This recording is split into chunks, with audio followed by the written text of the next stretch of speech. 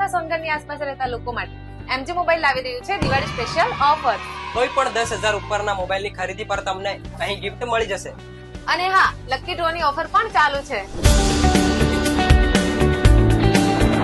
અહીં તમને ઘરઘંટી, washing machine અને ટીવી જેવી દરેક પ્રકારની ઇલેક્ટ્રોનિક આઇટમ્સ મળી રહેશે. અહીં તમને ફ્રીજમાં સિંગલ ડોર, ડબલ ડોરની ફ્રીજ પણ મળી રહેશે.